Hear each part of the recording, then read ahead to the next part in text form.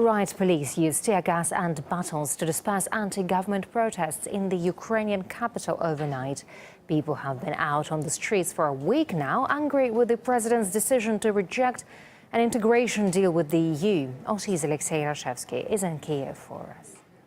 During the week, Kiev's Central Square was the stage of the mass protest of those supporting Euro integration and opposing President Yanukovych's decision not to sign the Euro association deal in Vilnius. It is no longer the case. Riot police is now controlling the area. During the night, several hundred policemen came here and dispersed the crowd.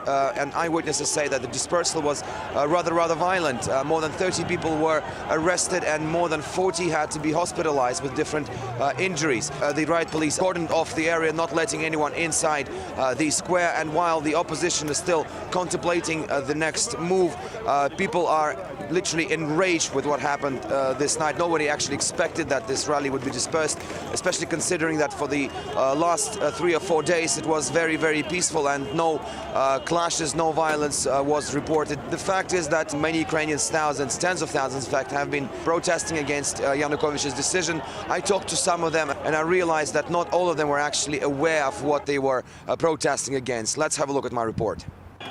Italy, Greece, Spain, Portugal, and Ukraine. A similar picture, but looks are deceiving. Well, a number of European countries has been protesting against Brussels' policy. Ukraine is probably the only one where people are taking to the streets in tens of thousands to support the idea of Euro integration.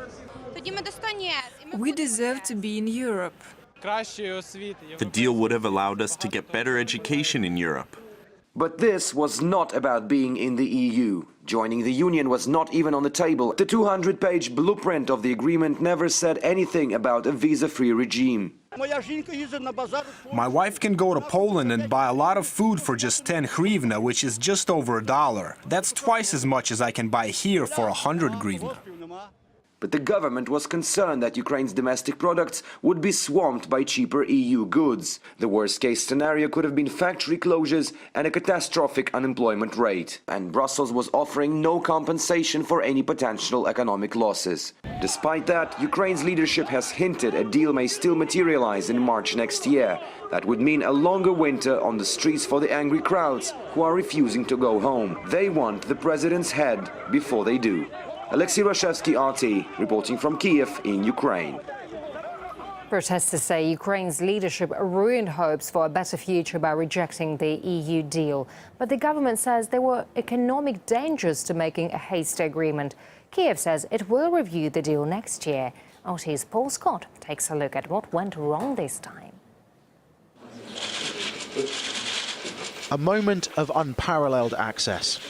The Ukrainian president, Viktor Yanukovych, comes face-to-face with EU leaders for the first time since stalling on an historic trade deal. The whole thing caught on camera.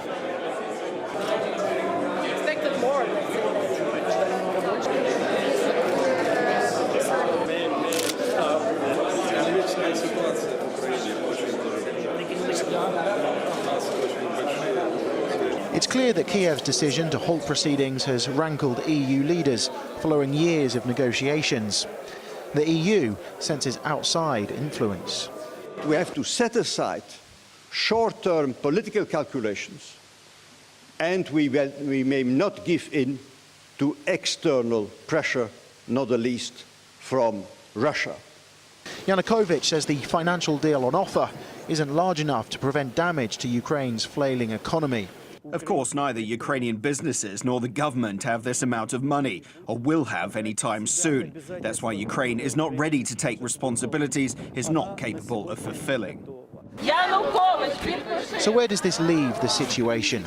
Ukraine's proposals for trilateral talks with Russia were rejected by the EU, while Brussels' finances may not allow them to increase the offer to Kiev. Look at the European Union. Massive rank unemployment throughout the course of the entire Union. They have a euro currency project which is a fiasco. Realistically, the only thing the European Union can try to do is keep blame-storming anybody. Russia, who cares? Because the European Union is ultimately falling apart at the seams. So the EU depart Vilnius contemplating what might have been. Despite courting President Yanukovych, they simply seemed unable to offer him a deal that was tempting enough. Paul Scott, RT, Vilnius, Lithuania. It's going to be a complicated balancing act for Ukraine's president between Russia and the EU over the coming year. That's the opinion of Chris Weaver, senior partner at Moscow-based consulting firm Marco Advisory. Russia is in a stronger financial position to offer a better deal to Ukraine in that time period. My assumption is that President Yanukovych will try to avoid having to make a definitive decision either way until after the February 15 elections. If he were to come out today and say we are definitely moving closer to Russia, that would inflame the political situation and would lead to a very difficult kind of situation for the next 12 months. On the other hand, of course, he can't say, or as he's already not said, you know, we're moving to the European Union away from Russia. So my guess is he'll try to pay both sides over the next winter, probably over the next 12 months, until after the next election, and see what he can extract from both sides in the meantime.